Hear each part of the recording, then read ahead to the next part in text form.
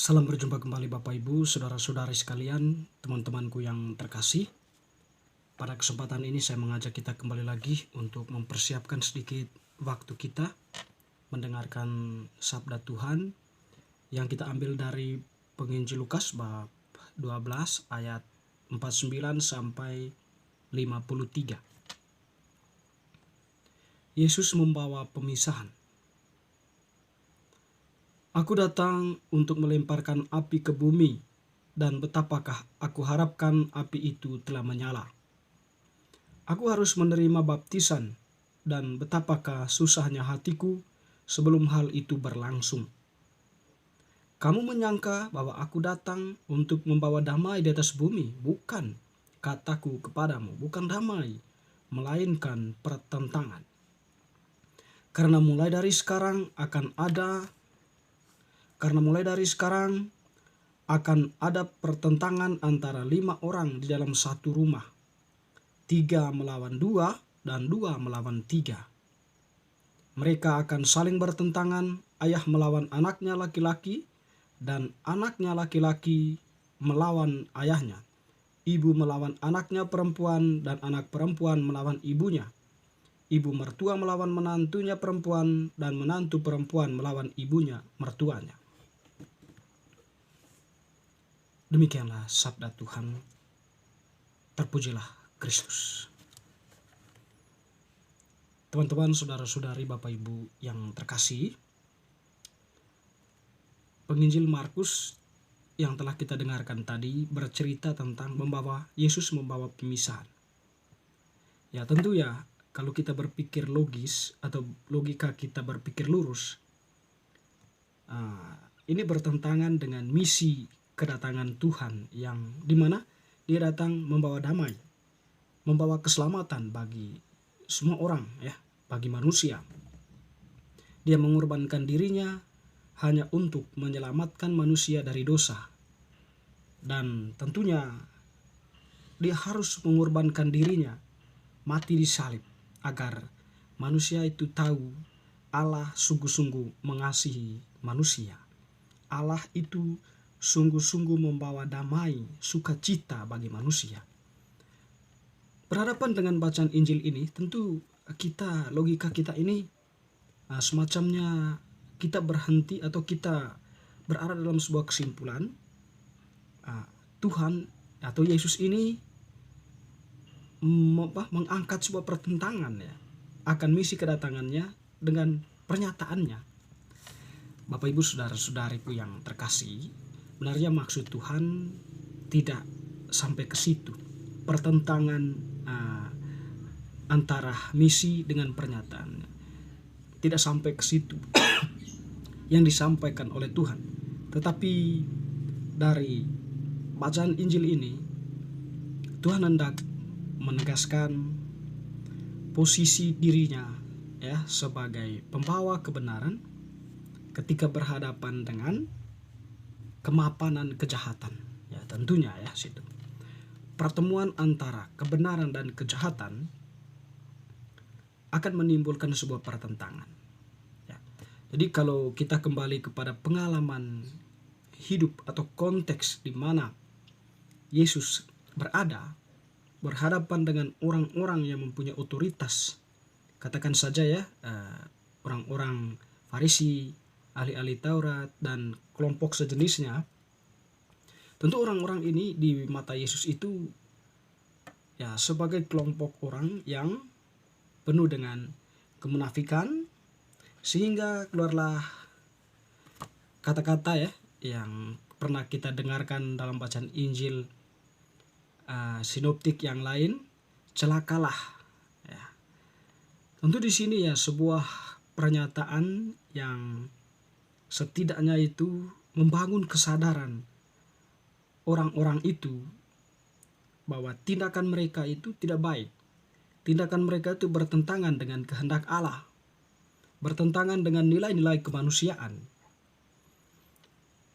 Sehingga kita bisa sampai pada pemahaman, ya, kalau bersinggungan dengan pernyataan Tuhan tadi itu, bahwa Tuhan menyampaikan hal ini, membawa pemisahan dalam arti ketika Tuhan itu berhadapan dengan kelompok tadi itu ya, Yesus menampilkan sisi hakikat dari keberadaan manusia dan juga menegaskan keberadaan dirinya sebagai orang yang mau menyelamatkan manusia.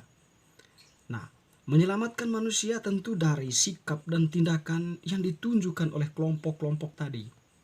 Ya, jadi Yesus berhadapan dengan mereka ya, apapun yang terjadi Tuhan berusaha untuk menghadirkan sebuah pemahaman baru dari pemikiran Allah sendiri tentang kebenaran itu. Dan tentunya hal ini tidak diterima oleh kelompok itu, sebab mereka sudah mapan dengan apa menjadi kebiasaan mereka, apa yang menjadi apa yang menjadi hal yang lumrah, yang sering mereka lakukan ya.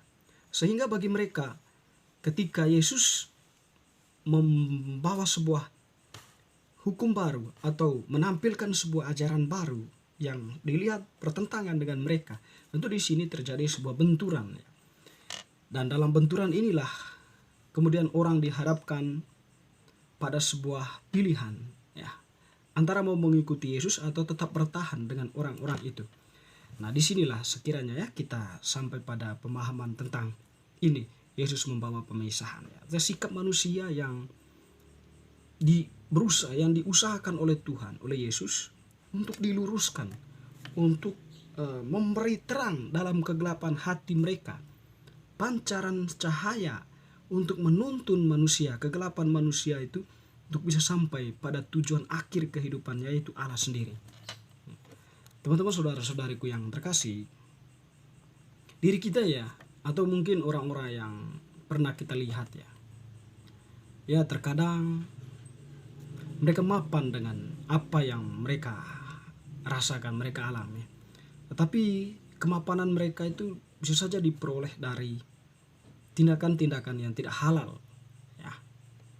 Atau mungkin dalam bacaan Injil lain ya, Herodes itu ya, yang dimana dia takut kekuasaannya itu diambil alih oleh orang, atau ada saingan dalam pemerintahannya, sehingga dia merasa cemas dan takut kalau ada berita-berita seperti itu. Mungkin pengalaman Herodes ini ya menjadi pengalaman yang pernah kita dengar, yang pernah mungkin diri kita sendiri yang mengalaminya. Kita berkutat dengan kemapanan, kepentingan diri kita, kejahatan yang kita lakukan ya, atau tindakan-tindakan yang tidak terpuji ya, yang kita lakukan. Bisa saja kita sedang berada dalam posisi kelompok itu yang dikecam oleh Yesus atau dilawan oleh Yesus sendiri. Ya, singkat kata teman-teman, Bapak Ibu saudara-saudariku, bacaan hari ini sebenarnya mengajak kita untuk tidak bertegar hati. Setidaknya sebagai orang yang telah dibaptis, ketegaran hati kita itu direndahkan atau diturunkan sedemikian rupa untuk mampu menerima kebenaran, menerima Allah yang berkarya dalam kehidupan kita, merasakan kehadiran Allah dalam hidup kita, dalam pengalaman-pengalaman kehidupan kita, sehingga kemudian kita bisa memaknai pengalaman itu sebagai sebuah teguran dari Allah mungkin, atau sebagai sebuah tindakan keselamatan dari Allah, atau apapun itu. Jadi Bapak Ibu saudara-saudari, pertentangan tidak berarti di sini Tuhan membenci kita, Tuhan berada dalam pihak lain, tidak. Tapi pemisahan dalam hal ini, Tuhan sebenarnya sangat mencintai kita manusia, sangat menyayangi kita manusia yang berdosa, sampai Dia mengorbankan dirinya di salib demi untuk keselamatan kita. Tentu di sini Tuhan mengajak kita untuk setidaknya kembali dari perbuatan-perbuatan kita yang jahat ya kepada kebenaran, kepada apa yang menjadi inti setiap ajaran Tuhan yang sekarang itu disuarakan oleh gereja, oleh bapak para uskup, para imam, katekes, ketua lingkungan, ketua stasi dan sebagainya. Di mana mereka itu ya sudah mendapatkan otoritas ya, yang setidaknya keberadaan diri mereka itu diakui sebagai pribadi-pribadi yang beriman. Bapak Ibu Saudara-saudariku yang terkasih, semoga bacaan hari ini semakin meneguhkan iman kita. Amin.